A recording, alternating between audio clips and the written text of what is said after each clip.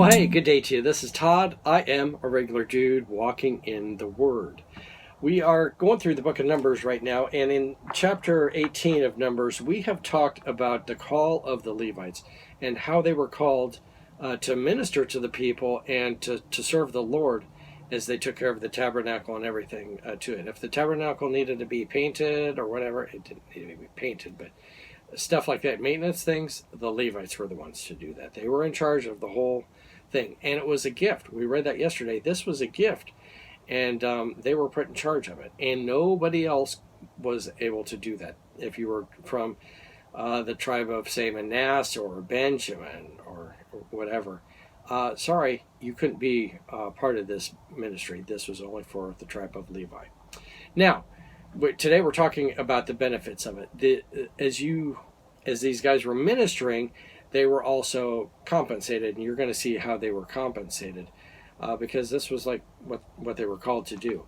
And what I want you to see too, in the same way, if you're called into ministry, you should be compensated in a way. I'm not saying, it didn't say they were getting rich at this, but they were compensated for that. So in the same way, we should be compensating the guys doing the youth ministry and the associate pastors, the senior pastors, the missionaries, all that.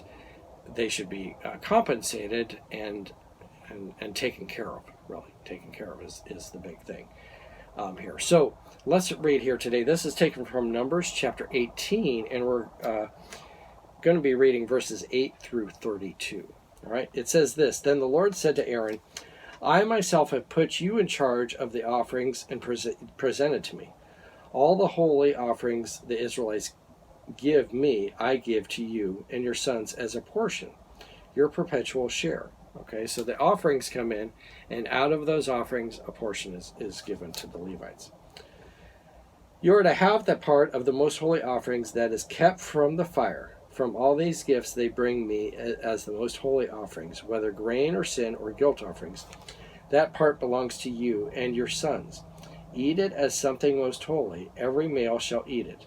You must regard it as holy. This also is yours. Wherever is set aside from the gifts of all the wave offerings of the Israelites, I give this to you and your sons and your daughters as a perpetual share. Everyone in your household who is ceremonially clean may eat it. Okay, so the whole family is taken care of. Okay, so 2 offerings so far that are given, and the Levites get a portion of those offerings.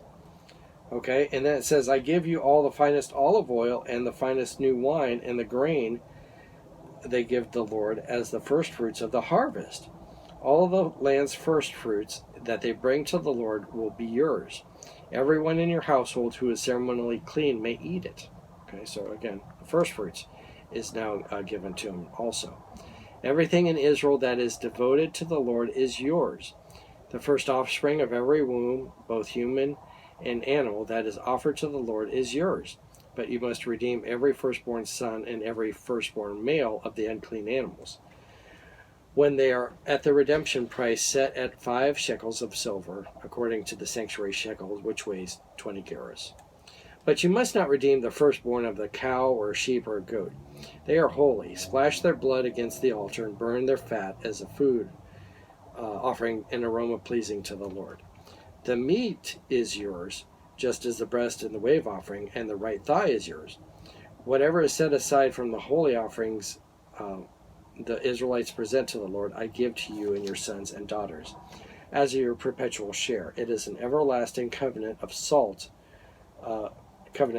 before the Lord for both you and your offerings. The Lord said to Aaron, you will have no inheritance in the land, nor will you have any share among them. I am your share and your inheritance among the Israelites. Okay, so they weren't landowners.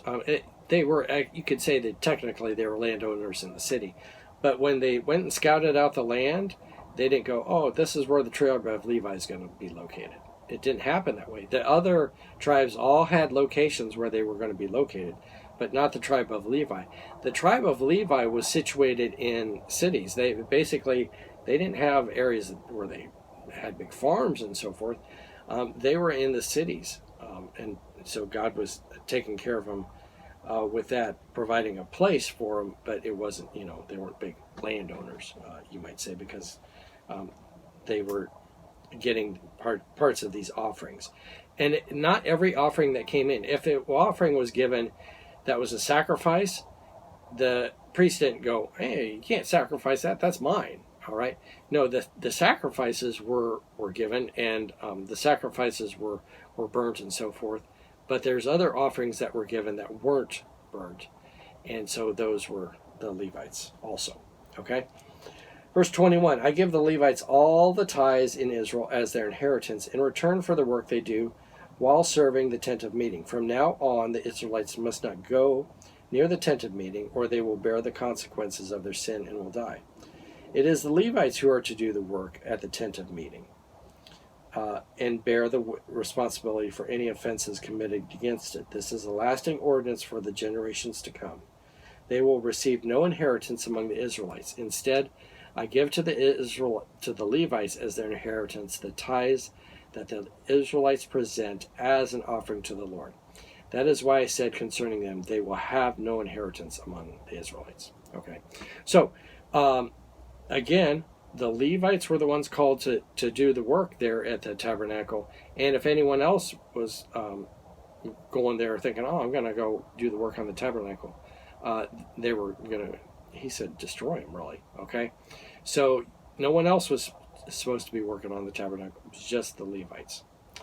Verse 25, the Lord said to Moses, speak to the Levites and say to them, when you receive from the Israelites the tithe I give you as an inheritance, you must present a tenth of that tithe as the Lord's offering. Your offering will be reckoned to you as grain from the threshing floor or juice from the winepress. In this way you will present an offering to the Lord from all the tithes you receive from the Israelites. From these tithes you must give the Lord's portion to Aaron the priest. You must present it as the Lord's portion, the best and holiest part of everything given to you.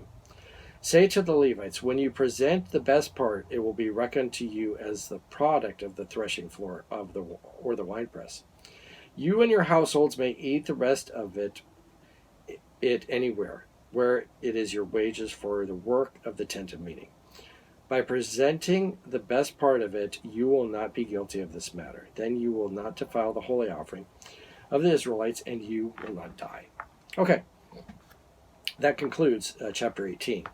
But of everything that I read there, I wanted to point out that when you get a job, you kind of look at the benefits. Hey, what's my health insurance going to be like, and how much am I going to get paid, and if I work overtime, what's the rate for that, and if I take vacation, what do I get for that, and so forth, the benefits. And what God is talking about here is the benefits for the Levites. He said, I've called you. We read about that earlier in the chapter. I've called you. And then now he's saying, hey, these are the benefits. When this offering comes in, you get a portion of it. When this offering comes in, you get a portion of it. But you guys are the only ones doing the work here too, okay, on the area of the tabernacle and the sacrifices and everything with the whole religious system of the Jewish people. The Levites are the only ones doing that. So these are the benefits. Okay.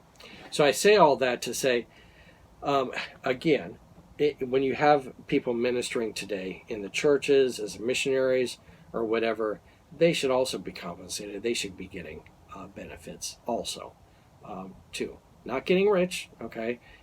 You're not out, making millions and flying around in your private jet and your private ship and all that stuff.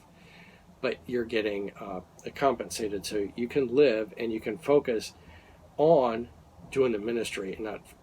That's the whole thing here. You can focus on doing the ministry and not focus on what am I doing for my job tomorrow? All right. So that's the bottom line there, the benefits. Hey, thanks for watching. I'm just a regular dude walking in the Word, and I look forward to seeing you tomorrow as we continue our journey through the book of Numbers. Lord's blessing. I'll see you then.